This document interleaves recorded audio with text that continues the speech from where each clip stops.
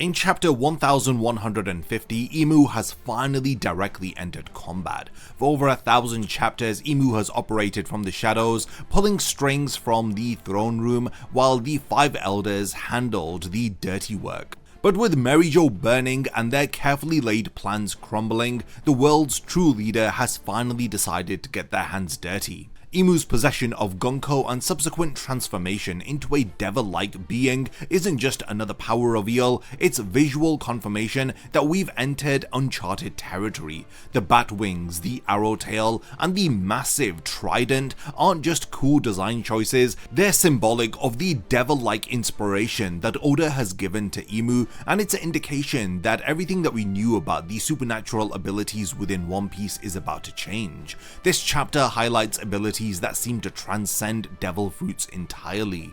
The grimoire, summoning weapons, the mass conversion of beloved characters into demonic servants, and the retention of consciousness during transformation all point to something far more sinister than we've encountered thus far. So in this video, I'll be discussing all of the reveals from chapter 1150, and be sure to stick around to the very end of the video as I'll be discussing what Imu's true form means for the endgame of One Piece. When Gunko transforms after being possessed, we see these leathery bat wings, which are a direct callback to Western depictions of demons and fallen angels, positioning Imu as a corrupted divine figure. The arrow-tipped tail specifically connects to the attack that killed Cobra during the reverie, finally confirming our suspicions about Imu's direct involvement in that assassination. And then you have the trident that Imu wields. In mythology, the trident represents dominion over the seas, which connects perfectly to Imu's apparent control over the ancient weapons and their ability to raise sea levels at will.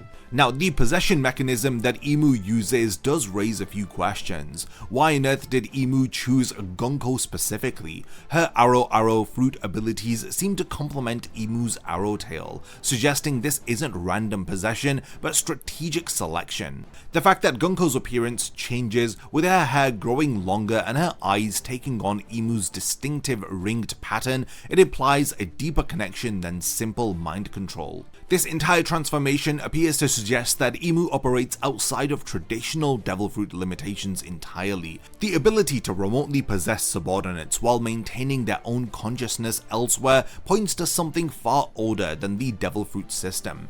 This could be a power dating back to the Void Century, possibly connected to whatever ancient civilization that Joy Boy had represented. The magical grimoire that materializes in Imu's hands represents something that we've not really seen within One Piece. This is true magic that operates outside of the established devil fruit power system.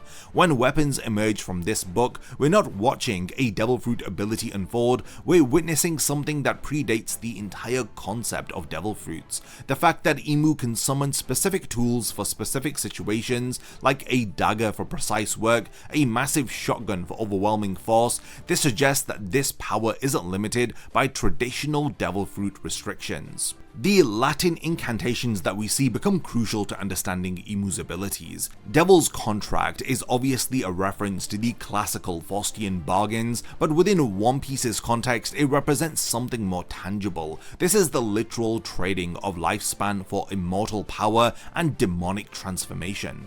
Domi Reversi translates to I Returned Home, which gains horrifying significance when we consider that Imu might be the original source of all supernatural power in this world.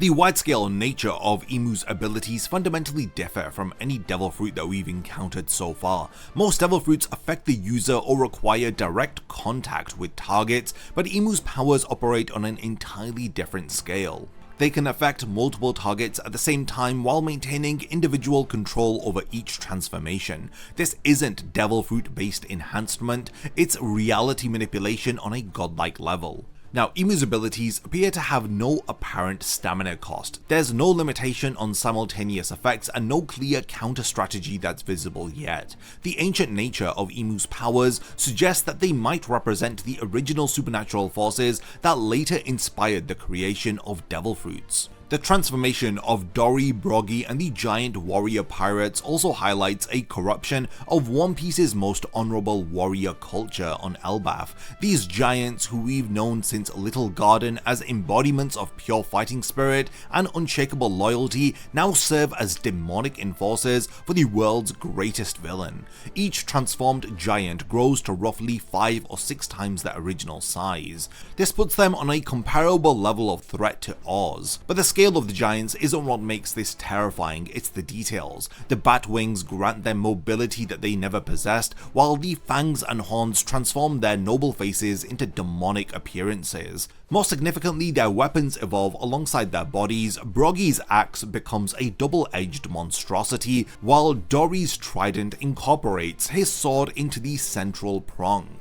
When Imu casually mentions that the small portion of life required for this transformation, we need to remember that Imu has lived for centuries. What seems negligible to an immortal being may represent decades of lifespan for the giants. This isn't just physical transformation, it's spiritual vampirism disguised as empowerment. If Imu is able to convert any powerful fighter into a loyal servant while maintaining their skills and personality, traditional alliance building becomes meaningless then.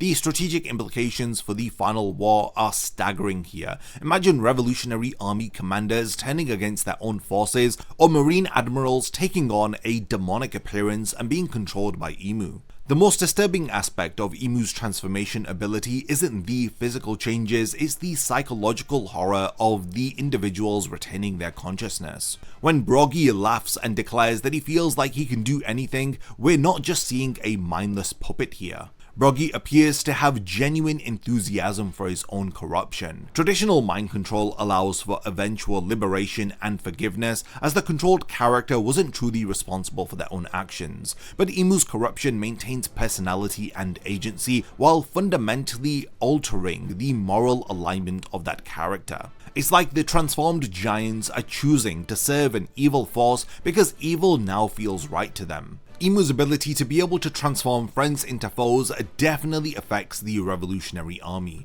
Dragon's carefully built network of commanders and regional leaders could be turned against the revolutionaries in a single coordinated strike. Even for the Straw Hat crew, Imu's powers challenge their greatest strength, which is the unbreakable bonds between crewmates. Luffy's ability to inspire absolute loyalty becomes meaningless here if that loyalty can be magically redirected. The crew's trust-based combat strategies become liabilities in this scenario too.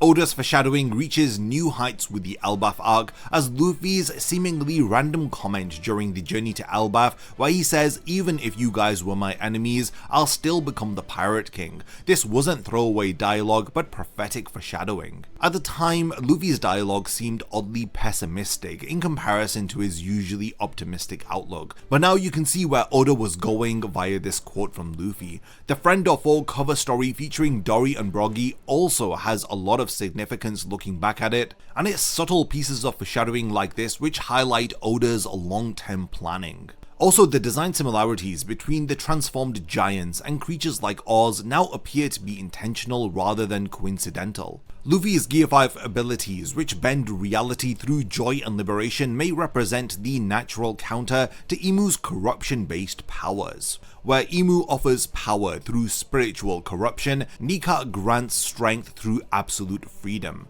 We're dealing with the preservation of free will itself as a concept, and if Imu can corrupt anyone into willing service, then traditional notions of heroism, sacrifice, and moral choice become meaningless. The next few chapters of One Piece will likely explore the limitations of Imu's power and the potential to counter it, but for now we're left with the uncertainty of a completely new power being introduced onto the playing field. The endgame of One Piece continues to be really exciting. It's obvious that One Piece is headed towards its conclusion, but we have now reached the point of the video where I want to hand over the discussion to all of you. What do you guys think about One Piece chapter 1150? What are your thoughts about Imu's ability to demonically possess others remotely? I'd love to read all of your own One Piece theories, so definitely let me know by continuing the discussion in the comments. And lastly, thank you for making it to the end of this one, and I cannot wait to see you in my next One Piece video. A massive thank you goes out to all of my amazing Patreon supporters for helping to make this video possible. If you also want to support the channel and see your name in the end of my videos, then check out my Patreon, which has loads of perks like early video access and so much more. Thank you for sticking around till the end of the video, and whatever you contribute will mean a lot to me.